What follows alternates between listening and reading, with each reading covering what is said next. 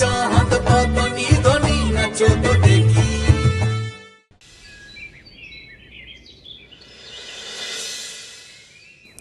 ইস, চিড়ের পোলাও করেছেন মা? চাঁদটা চিড়ের পোলাও খেতে কি ভালো বাসতো। আপনি শুধু শুধু কেন করতে গেলেন মা চিড়ের পোলাও? আমরাও না হয় চাঁদ ফিরলে মানে ওই 6 মাস পরেই খেতাম। বেশ করেছে চিড়ে পোলাও করেছে বলে তোমার এত কথা বলার কি আছে? হ্যাঁ, চাঁদ চিড়ে পোলাও খেতে ভালোবাসে, ও তো চাঁদের মা করেছে, আমিও তো ভালোবাসি। এই দেখো, আমাকে দাও তো একটু, খুব ভালো হয়েছে, দাও তো। চাঁদও খুব ভালো আছে। দাও দাও। হ্যাঁ,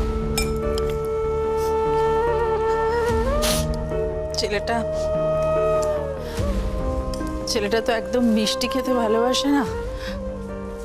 ঝাল ঝাল করে চিড়ের পোলাও বানালে ছেলের খুব পছন্দ।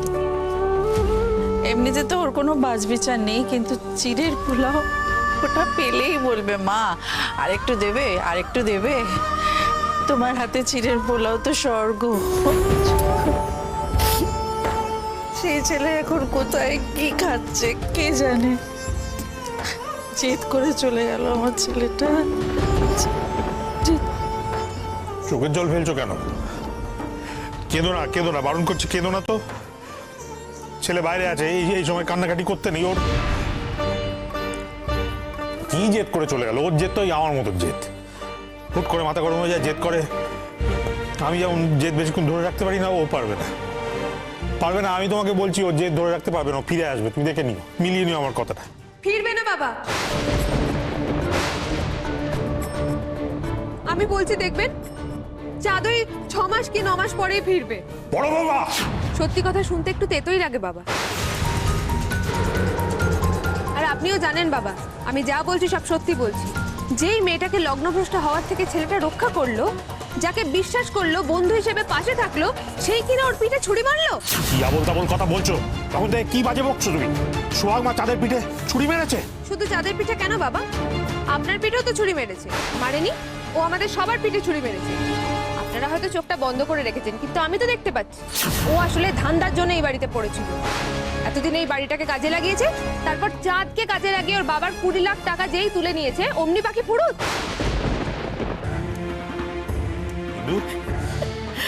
ইন্দু, কেঁদো না ইন্দু। বড় বাবা, আমি অনেকক্ষণ ধরে সহ্য করছি তোমার কথা। তুমি শুধু সোহাগকে কোনো দোষারোপ করবে না, আমি বলে দিচ্ছি। দোষারোপ? সোহাগকে দোষারোপ করলাম বাবা? ঠিক আছে, সোহাগকে যদি দোষারোপই করে থাকি, আর সোহাগ যদি স্বার্থপর মেয়ে না হয়ে থাকে, তাহলে ও এখন কোথায় বাবা বলুন? ঠিক আছে, সোহাগের কথা আপনি বাদ দিয়ে দিন, ভুলে যান সোহাগের কথা। মা, আপনার এত প্রাণের বন্ধু গঙ্গা জল এত তো কাছে, কোথায় এসেছে একবার আপনার খোঁজ নেওয়ার জন্য? কোথায় উনি, কোথায়? এই যে বাড়িটা খাঁখা করছে, একবারের জন্য কেউ এসেছে আপনার খোঁজ নিতে? আসেনি, আর আসবে কেন? এখন তো স্বার্থ ফুরিয়ে গেছে। সোহাগকে তো কিছু বলারই নেই, সবার সামনে তো নাটক করে ঢং করে বলে বেড়ায় চাঁদ ওর খুব কাছের বন্ধু। একবারের জন্য খোঁজ নিয়েছে ও চাঁদের? ছি, লজ্জা করে না ওর? খোঁজ নেবে? হ্যাঁ, সোহাগ মা চাঁদের খোঁজ নেবে সে উপায় রেখেছো তুমি? পদে পদে অপমান করেছো আমার সোহাগ মাকে, সবসময় ওর দোষ খুঁজে বেরিয়েছো। চাঁদ যে অন্যায়গুলো করেছে তার জন্য তুমি সোহাগকে দোষারোপ করেছো, করোনি? শোনো, অনেকক্ষণ ধরে বড় বড় কথা বলছো, আমার কথাগুলো শোনো। কতগুলো ভদ্রতা সভ্যতা রয়েছে। স্বামী স্ত্রী ঘরের মধ্যে কথা বললে সেখানে আড়ি পাততে নেই। তারা ঘরের মধ্যে যা খুশি বলতে পারে, আড়ি পেতে সেই কথা শুনে ওদের ছাড়াছাড়ির কথাটা সর্বসমক্ষে তুমি না বললেই পারতে। এতে ওদের অপমান হয়নি? এই কথাগুলো তুমি যদি না বলতে, কেউ বাড়ি ছেড়ে যেত না, সোহাগ মাও যেত না, আর চাঁদও বাড়ি ছেড়ে চলে যেত না। সুতরাং চাঁদের দূরে চলে যাওয়ার জন্য সোহাগ মা দায়ী নয়, দায়ী তুমি বড় বৌমা।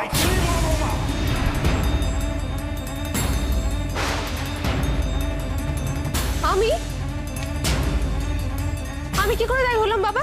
মানে ওরা নিজেরা ঠিক করলো যে টাকা পয়সা শোধ হয়ে গেলে ওরা নিজেরা ডিভোর্স করবে, তাতে আমি মানে আমি এর মাঝে কোথা থেকে এলাম?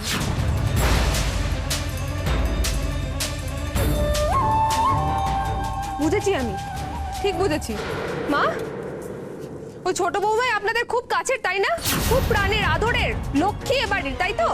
সে লক্ষ্মী কোথায় এখন? সে তো লক্ষ্মীর ভার নিয়ে একেবারে হাওয়া পালিয়ে গেছে। চুপ করো চুপ করো চুপ করো তো বড় বৌমা। ভালো লাগে না আমার এইসব কথা শুনতে, আর ভালো লাগে না। না না না, ভালো লাগে না বললে কি করে হবে মা? আমাকে যদি অকারণে দোষারোপ করা হয়, আমাকে মিথ্যে অপবাদ দেওয়া হয়, আমি বা কেন সবসময় মুখ বুজে সহ্য করব? না, আমি খারাপ, আমি খারাপ, আমার বোন খারাপ, আমার বাড়ির লোক খারাপ, সবাই খারাপ। এই খারাপ অযোগ্য আপনার বাড়ির বড় বৌমা যদি না থাকতো, পারতেন আপনাদের ছেলেকে বেঁধে রাখতে ঘরে? ছিল তো একটা মাতাল নেশাখোর, রাস্তাঘাটে নেশা করে পড়ে থাকতো। আপনাদের এই অযোগ্য বড় বৌমা ছিল বলেই না আপনার বড় ছেলে এখনো সংসারে আছে মা। না হলে গরু কবে খুঁটি ছেড়ে পালাতো আর আপনার গোয়াল শূন্য হয়ে যেত। আপনার ছোট বৌমা পেরেছে আপনার ছোট ছেলেকে বেঁধে রাখতে? পেরেছে কি? পারেনি তো। উত্তর দিন।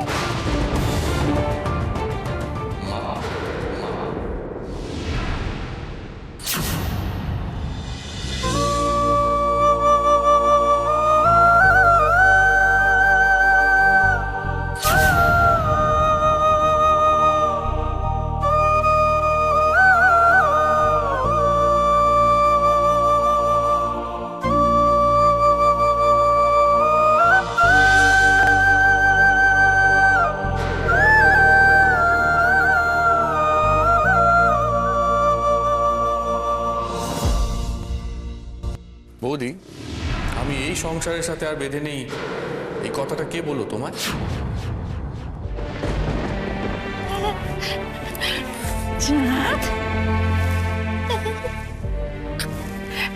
তুই ফিরে এসেছিস বাবা, তুই ফিরে এসেছিস, তুই তোর মার কাছে ফিরে এসেছিস বাবা, তুই তোর মার কাছে।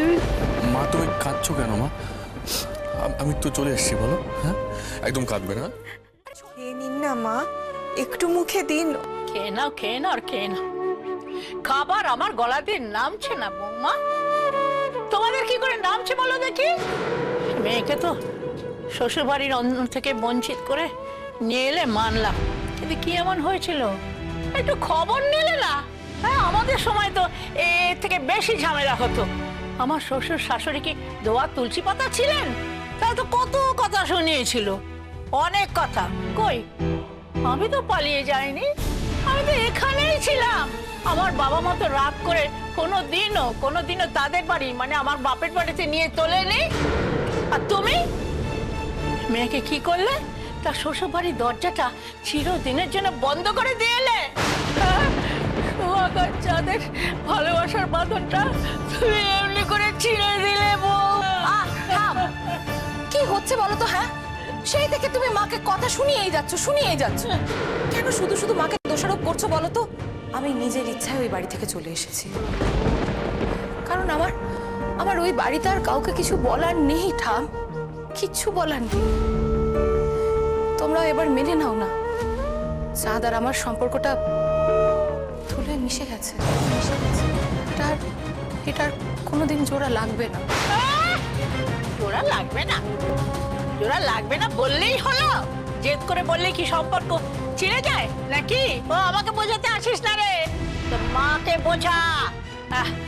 আমাকে ওসব গাল গল্প করতে আসিস না। মা,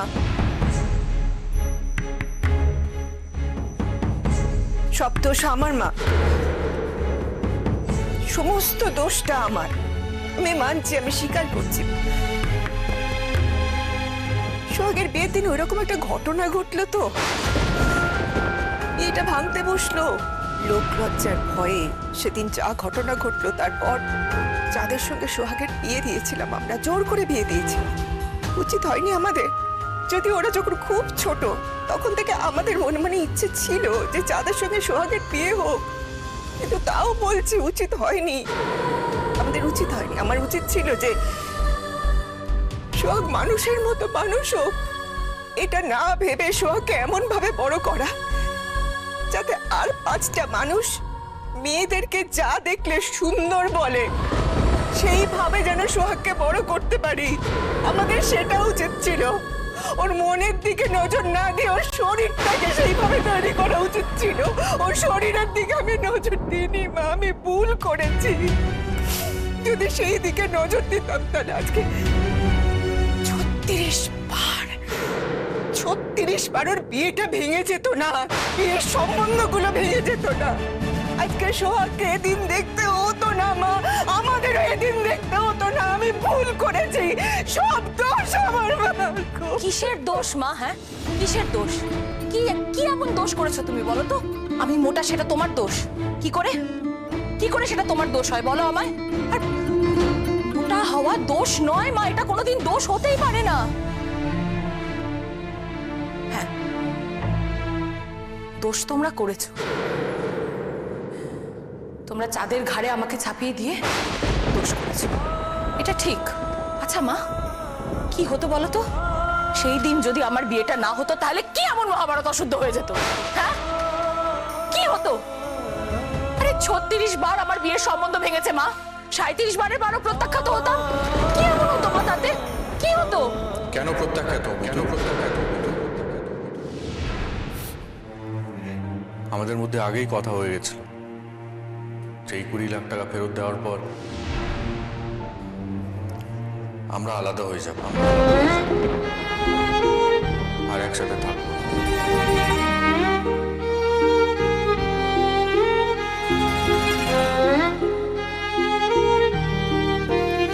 আর কিন্তু তোমার মেয়েটা তো খারাপ নয় কাকিমা, যে ওর বিয়েই হবে না। হ্যাঁ মানছি, ওর চেহারার জন্য হয়তো পাত্র খুঁজতে একটু অসুবিধা হবে, কিন্তু ওর বিয়ে হবে না তা তো নয়।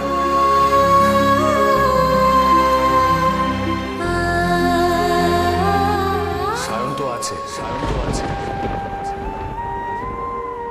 ওকে এত পছন্দ করে, ওকে বিয়ে করতে চায়।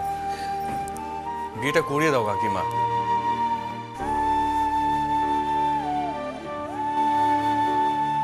তুমি দেখবে সায়ন সোহাগকে রাজরানী করে রেখেছে।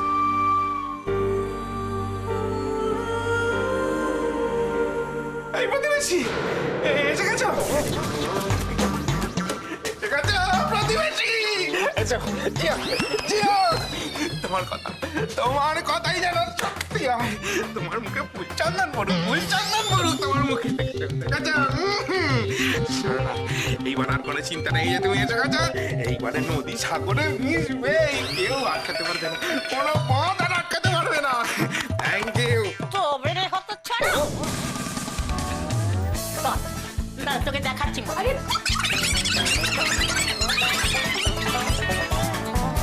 আরে কি করছো কি?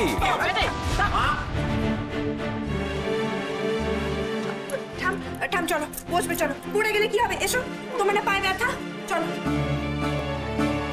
তোমার তো শরীরটা খারাপ নাকি? বসো, শান্ত হও। উফ, চাঁদ, কি রে, কি ব্যাপার? তুই কিছু ভুল করে ফেলে গিয়েছিলি? আর মা, তুমি কি করছিলে এগুলো বলো তো?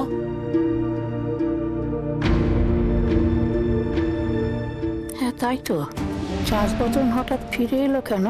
তাহলে কি চেকটার জন্যই সোহাগিনী ওকে ডেকে পাঠালো নাকি? কিরে, তুই তো বলিসনি তুই। থানায় চল সোহাগ, থানায় চল।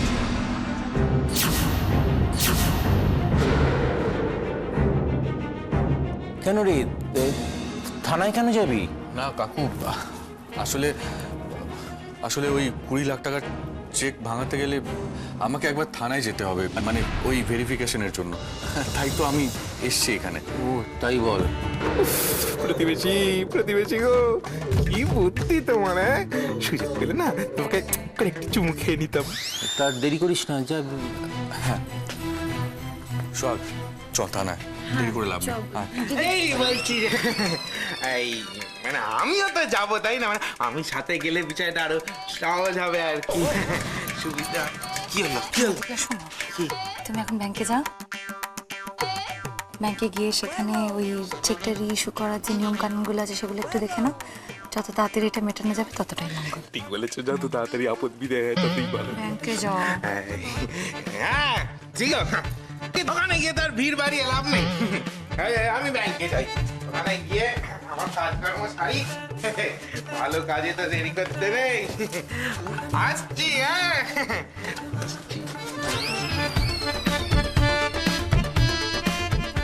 দিদি, আমার ব্যাগটা দে তো।